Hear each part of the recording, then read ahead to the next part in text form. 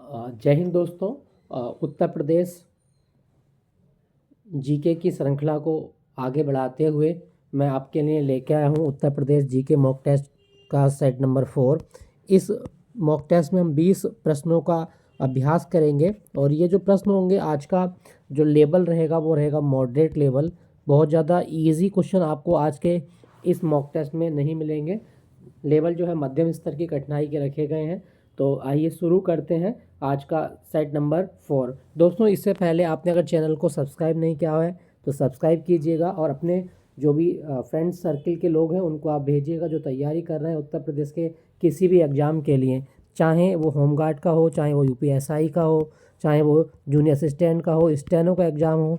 उत्तर प्रदेश का कोई भी एग्ज़ाम हम सबको कवर करेंगे इन्हीं मॉक टेस्टों के द्वारा। तो ऑल एग्ज़ाम की अगर आप तैयारी कर रहे हैं तो आप इन जो सीरीज हमने चला रखी है आप उससे अपना यूपीजी के तैयार कर सकते हैं। तो चलिए, आज का सेट का पहला क्वेश्चन आपकी स्क्रीन पर क्या कहता है दोस्तों। कहा गया है, मध्यकाल में ध्रुपद गायकी की प्रयाग शैली को पुनर्जीवित करने का श्रेय किसके दिया जाता है। दोस्तों, यहाँ पे प्रयाग नहीं है, ये प्रज्ञा शैली है, एक्चुअल में प्रज्ञा शैली। तो मध्यकाल में ध्रुपद गायकी की जो प्रज्ञा शैली थी उसको विकसित करने का जो या पुनर्जीवित करने का श्रेय दिया गया वो स्वामी हरिदास के शिष्य थे बैजू बावरा। बैजू बावरा को ये श्रेय दिया जाता है। तो आपका जवाब ऑप्शन बी सही होगा, ऑप्शन बी। ओके दोस्तों, याद रखिएगा। दोस्तों, ध्रुपद गायकी जो है ये हिंदुस्तानी शास्त्रीय संगीत जो है उसकी एक शैली है ध्रुपद गायकी। और ध्रुपद गायकी का जनक किसको माना जाता है दोस्तों, तो आप बताएंगे मान सिंह तोमर को माना जाता है। ग्वालियर के राजा थे मान सिंह तोमर। मान सिंह तोमर को ध्रुपद गायकी का जनक माना गया और मान सिंह तोमर के दरबार में थे बैजू बावरा। ठीक है दोस्तों, याद रखिएगा। और बैजू बावरा ने मध्यकाल में ध्रुपद गायकी की जो प्रज्ञा शैली थी इसको पुनर्जीवित किया था। और का ऑप्शन बी सही है। क्लियर दोस्तों, याद रखिएगा। अगले प्रश्न की बात करते हैं दोस्तों। अगला प्रश्न क्वेश्चन संख्या 2 क्या कहता है। क्वेश्चन संख्या 2 में कहा गया, आगरा उत्तर प्रदेश के किस घराने को कथक का आध्यात्मिक घराना माना जाता है। दोस्तों, कथक का आध्यात्मिक घराना किसको कहा गया। आपके ऑप्शन है लखनऊ घराना, बनारस घराना, आगरा घराना या किराना घराना। तो दोस्तों, पहले तो आप एक शब्द से परिचित हो जाइए कि घराना क्या होता है। दोस्तों देखो, घराना मतलब होता है वंश परंपरा। मान लीजिए ये एक व्यक्ति है ए नाम का, ठीक है, ये गायकी करता है, ठीक है, गायकी करता है। अब ये कैसे गायकी करता है, तो इसके जो फादर थे वो भी गायकी करते थे, इसके पापा के पापा यानी कि इसके दादा वो भी गायकी करते थे। तो एक परंपरा चली आ रही है। तो मतलब जब एक ही खानदान के लोग एक शैली को आगे बढ़ा रहे हैं तो इसी को हम बोलते हैं घराना। जैसे अब जब इसकी संतान आएगी एक ही कोई, तो वो इस परंपरा को आगे बढ़ाएगी। तो बी की कोई संतान आएगी तो वो इस परंपरा को आगे बढ़ाएगी। तो वो एक तरीका का घराना हो जाता है। ठीक है दोस्तों, वंश परंपरा को ही घराना कहा गया। हमसे कहा गया है क्वेश्चन में कि उत्तर प्रदेश के किस घराने को कथक का आध्यात्मिक घराना माना जाता है। तो दोस्तों, कथक का आध्यात्मिक घराना माना गया लखनऊ घराने को। लखनऊ घराने को क्यों माना गया, क्योंकि दोस्तों लखनऊ घराने के जो संस्थापक थे ना उनका नाम था ईश्वरी प्रसाद। ईश्वरी प्रसाद भक्ति आंदोलन से जुड़े हुए एक संत थे और इन्होंने लखनऊ घराने की स्थापना की थी। तो भक्ति आंदोलन से प्रेरित होने के कारण लखनऊ घराने को कथक का आध्यात्मिक घराना कहा गया है। ठीक है दोस्तों, ऑप्शन ए आपका सही जवाब है, लखनऊ घराना। दोस्तों, लखनऊ घराने का एक नाम और भी है। ठीक है, लखनऊ घराने का एक नाम और भी है और उसको बोलते हैं पूरब घराना। तो अगर आपके एग्जाम में कभी क्वेश्चन आए कि लखनऊ घराने का अन्य नाम क्या है, तो पूरब घराना भी इसको कहा जाता है। क्लियर दोस्तों, याद रखेंगे, आपसे पूछा जाता है, पूरब घराना इसका अन्य नाम है। चलिए, अच्छा कुछ बात कर लेते हैं एक्स्ट्रा फैक्ट के बारे में। अन्य महत्वपूर्ण तथ्यों में अगर हम आपसे कहें कि जो बनारस घराना है, तो बनारस घराना ये कथक का घराना जाना जाता है। वैसे बनारस घराने में कई सारे सब घराने भी हैं आपके। तो बनारस घराने के जो संस्थापक थे वो थे जानकी प्रसाद।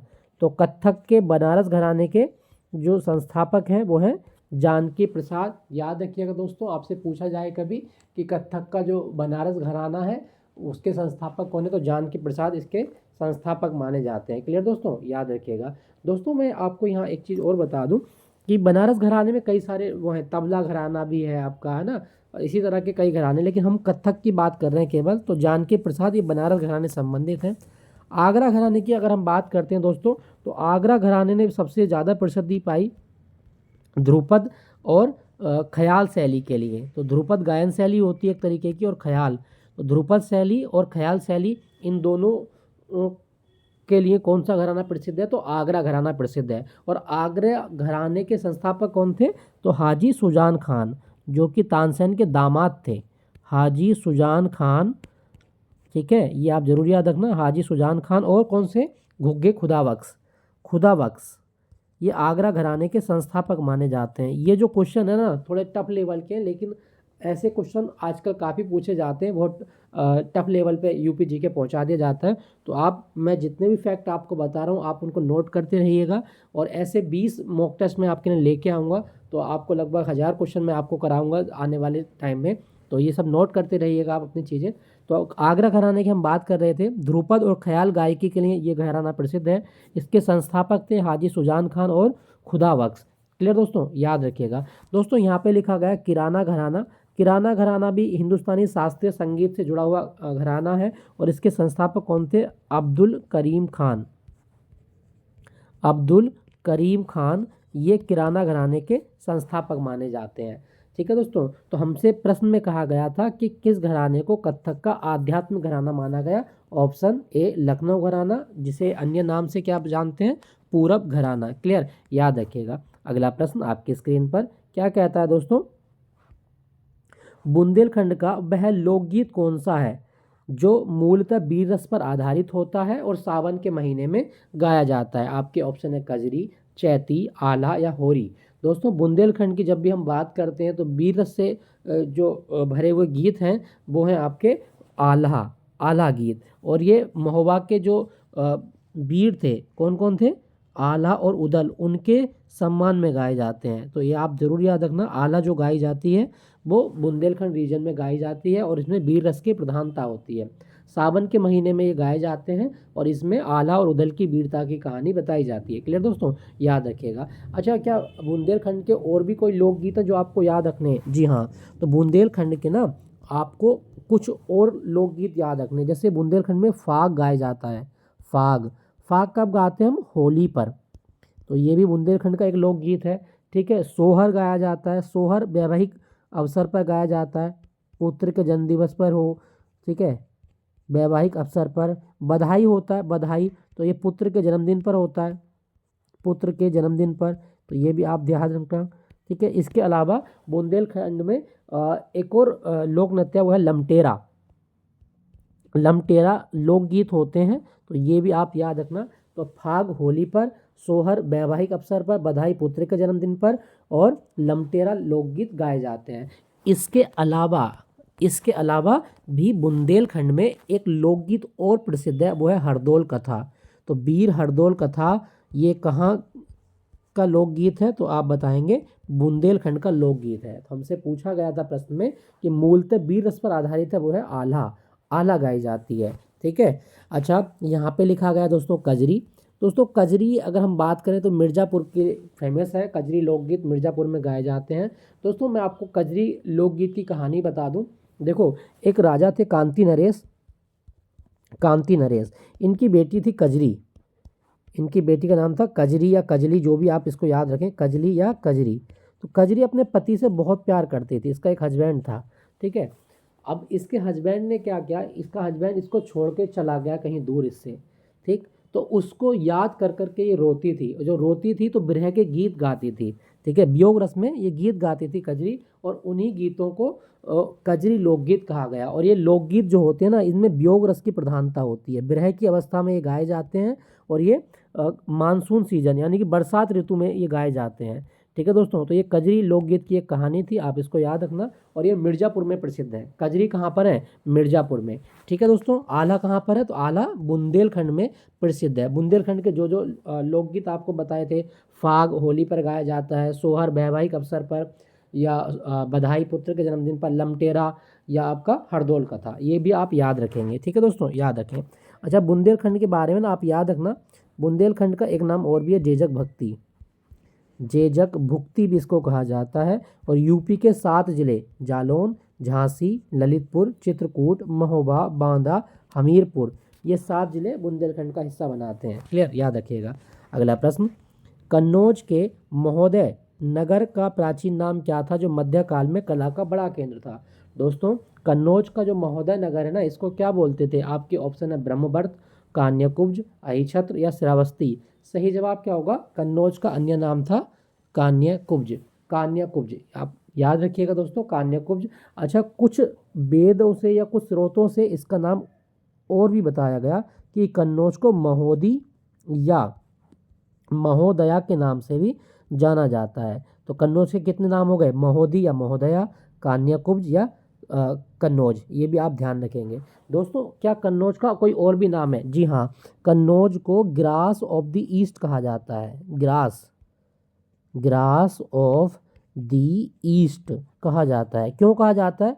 तो दोस्तों, ग्रास एक जगह है फ्रांस में, और ग्रास जो जगह फ्रांस में है वहाँ पर जो परफ्यूम होते हैं, जो इत्र होते हैं, उसका उद्योग बहुत ज़्यादा डेवलप है। इसी तरह से भारत में उत्तर प्रदेश में अगर हम बात करते हैं तो उत्तर प्रदेश में जो कन्नौज है ना, वहाँ पर इत्र उद्योग बहुत ज़्यादा विकसित है।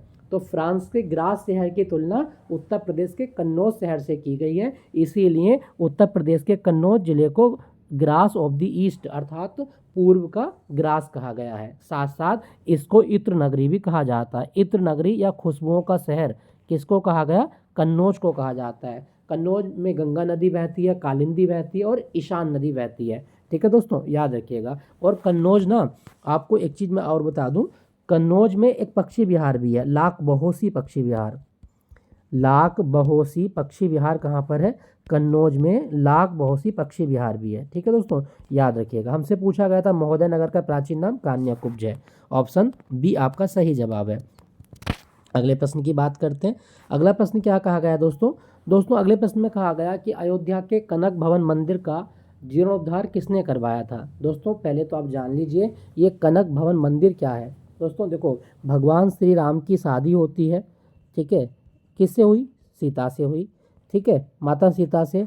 तो जब माता सीता की मुंह दिखाई की रस्म चल रही थी तो माता केकई ने सीता को एक उपहार दिया, और उपहार में क्या दिया? ये कनक भवन मंदिर दिया था। ठीक है, कनक भवन मंदिर के बारे में कहा जाता है ये भगवान श्री राम और माता सीता का मतलब निजी, एक तरीके से कह सकते हैं निजी बेडरूम मान लीजिए। ठीक है, निजी बेडरूम था, और ये महल का सबसे आंतरिक भाग था। तो माता सीता और भगवान राम इस भवन में रहते थे, और ये गिफ्ट किया गया था केकई के द्वारा। तो कनक भवन मंदिर जब ये टूट फूट गया तो इसका जीर्णोद्धार किसने करवाया था? तो इसका सही जवाब होगा ओरछा की रानी थी, क्या नाम था? बृषभानु कुमारी।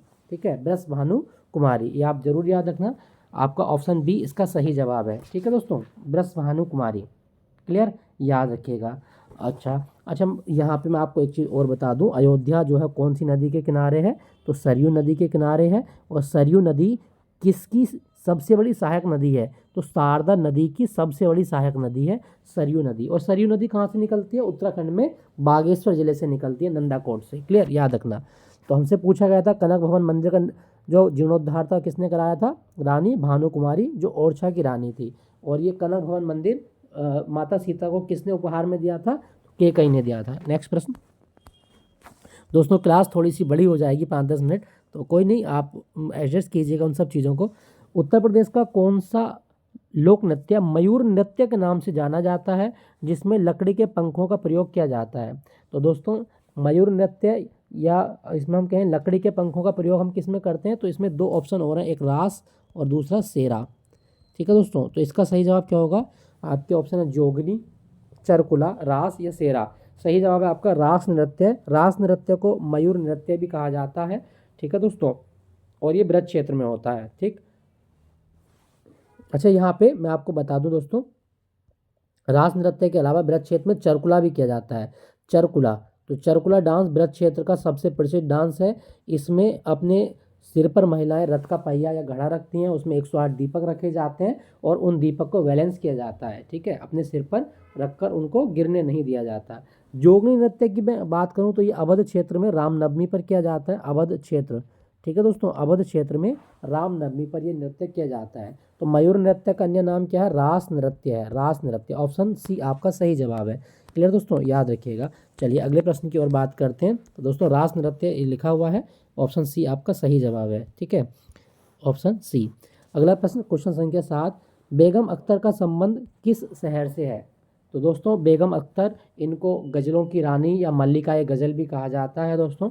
तो बेगम अख्तर का संबंध है फैजाबाद से, फैजाबाद। इनका जन्म फैजाबाद में हुआ था, अयोध्या में। इनका वास्तविक नाम है अख्तरी बाई फैजाबादी। ठीक है, याद रखिएगा। और इनको गज़ल की रानी कहा गया है। गज़ल के साथ साथ इन्होंने दादरा शैली होती है गायन की, दादरा और ठुमरी में भी महारत हासिल की है, ठुमरी।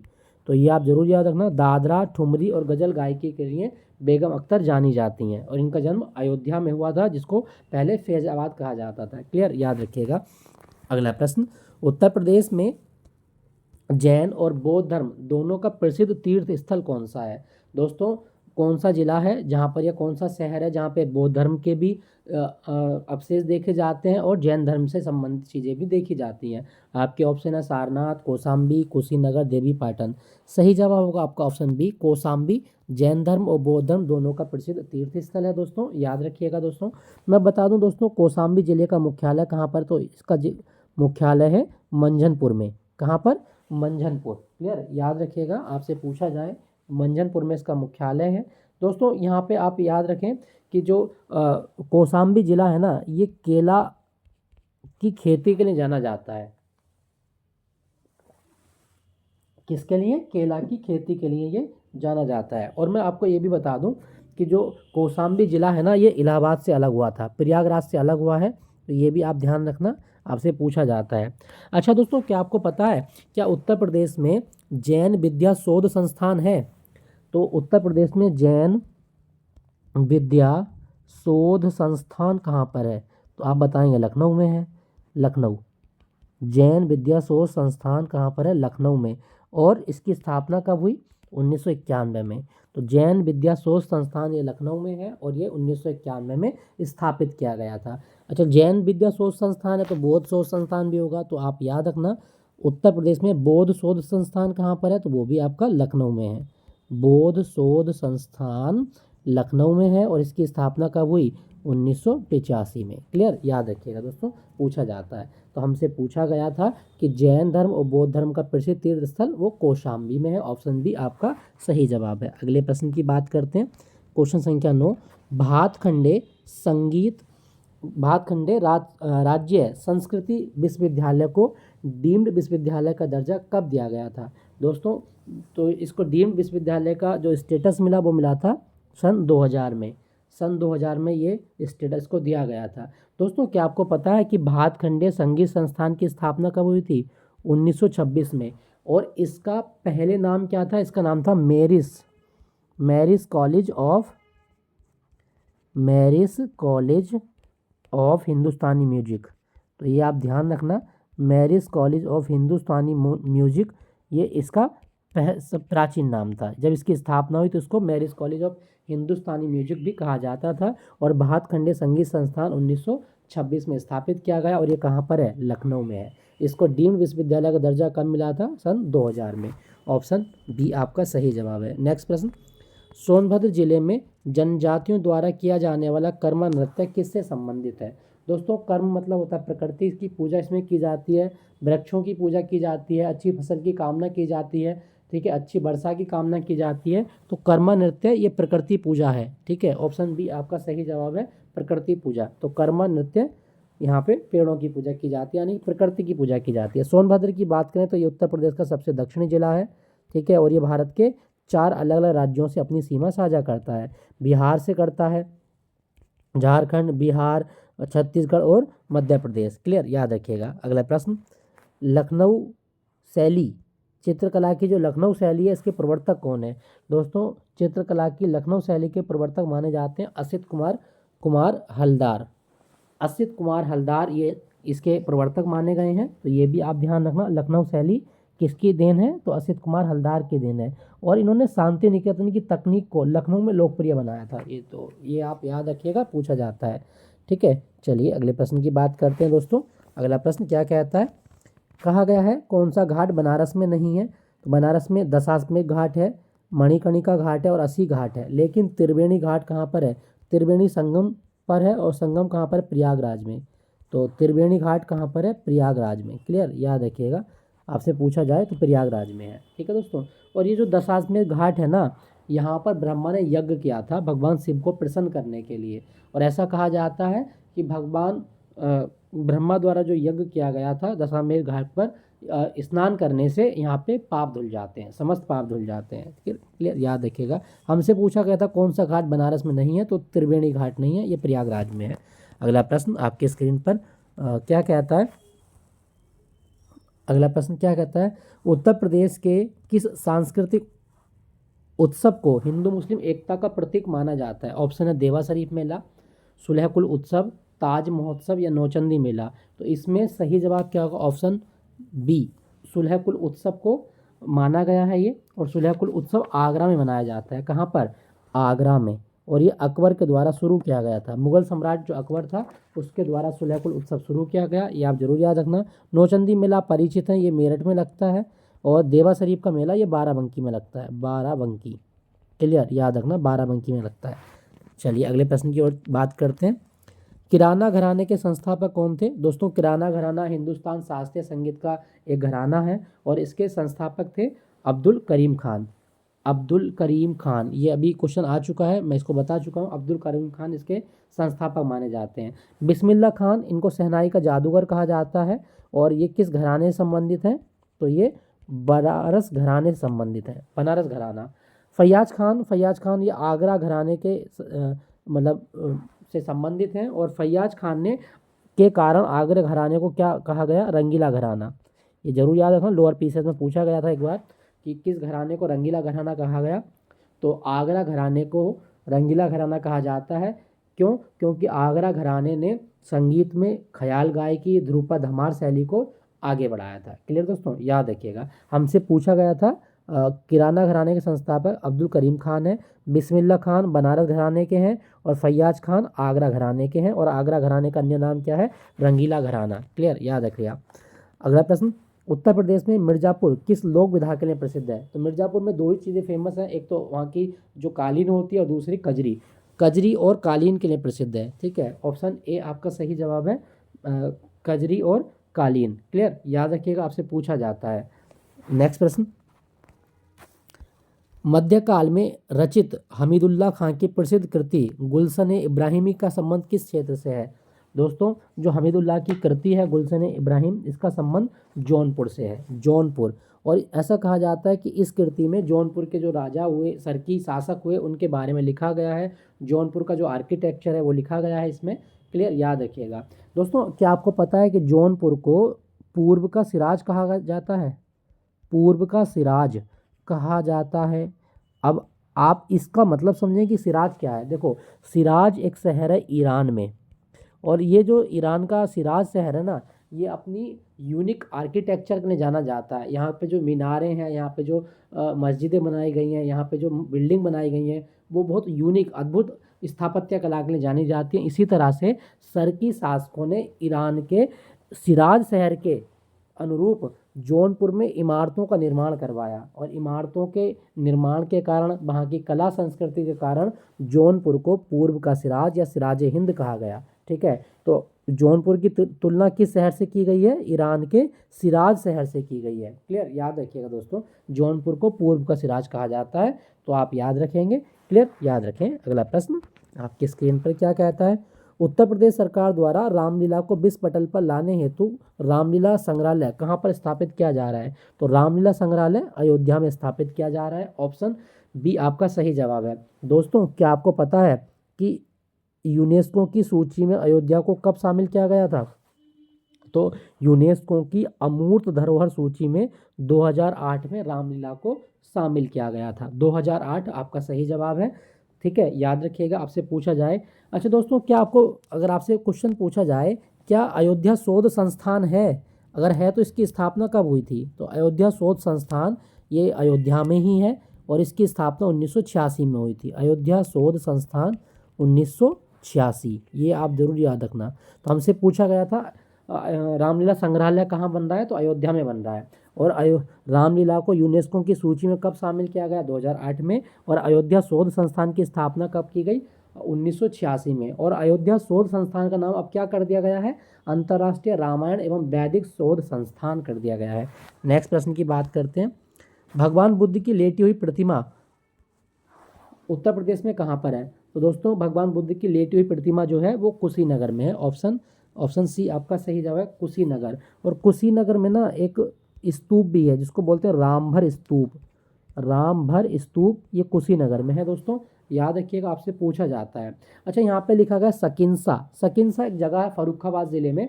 तो फर्रुखाबाद ज़िले की सकिंसा जगह के बारे में कहा जाता है कि महात्मा बुद्ध जब स्वर्ग से धरती पर उतरे थे तो सबसे पहले कहाँ पर आए थे, सकिंसा पे आए थे। तो ये आप ध्यान रखना, सकिंसा वो जगह है जहाँ से महात्मा बुद्ध स्वर्ग से अपनी माता को उपदेश देने के लिए धरती पर आए थे। हमसे पूछा गया था भगवान बुद्ध की लेटी हुई प्रतिमा कहाँ पर है, तो कुशीनगर में है। नेक्स्ट प्रश्न, उत्तर प्रदेश ललित कला अकादमी की स्थापना कब हुई, दोस्तों उत्तर प्रदेश ललित कला अकादमी की अगर हम बात करते हैं तो इसकी स्थापना हुई थी 8 फरवरी 1962 को। ऑप्शन बी आपका सही जवाब है, 8 फरवरी 1962 को। और आप याद रखें, उत्तर प्रदेश संगीत नाटक अकादमी की स्थापना कब हुई, संगीत नाटक अकादमी की स्थापना कब हुई है, तो उत्तर प्रदेश में संगीत नाटक अकादमी की स्थापना 1963 में हुई थी, 1963। क्लियर, याद रखिएगा। नेक्स्ट प्रश्न है दोस्तों आपका ये है क्वेश्चन संख्या 20 और अंतिम प्रश्न है। नौचंदी मेला कहाँ लगता है जहाँ पर हिंदू मुस्लिम संस्कृतियों का संगम दिखता है। ऑप्शन ए आपका सही जवाब, नौचंदी मेला मेरठ में लगता है। ठीक है दोस्तों, और मेरठ में ना एक मेला और लगता है, सरधना ईसाई मेला। सरधना ईसाई मेला जो कैथोलिक लोग होते हैं वो इसको आयोजित करते हैं, तो सरधना ईसाई मेला ये भी मेरठ में लगता है। ठीक है दोस्तों, नौचंदी मेला मेरठ और सरधना ईसाई मेला मेरठ। क्लियर, याद रखेंगे दोस्तों। तो दोस्तों ये था आज का मॉक टेस्ट। आई होप ये सेशन आपको अच्छा लगा होगा। अच्छा लगा हो तो लाइक कीजिएगा और अपने दोस्तों के साथ शेयर कीजिएगा। क्लास थोड़ी बड़ी हो जाती है एक्सप्लेनेशन करने में, लेकिन मेरी कोशिश रहती है कि 20 मिनट की क्लास में ख़त्म करूं, लेकिन बड़ी हो गई क्लास, उसके लिए सॉरी। और फिर लेके आऊँगा सुबह एक मॉक टेस्ट आएगा 4 बजे, तो सेट नंबर 5 मैं लेके आऊँगा आपके लिए। तो तब तक मेरे साथ बने रहिएगा। Thank you for watching Gyanpeeth G K point.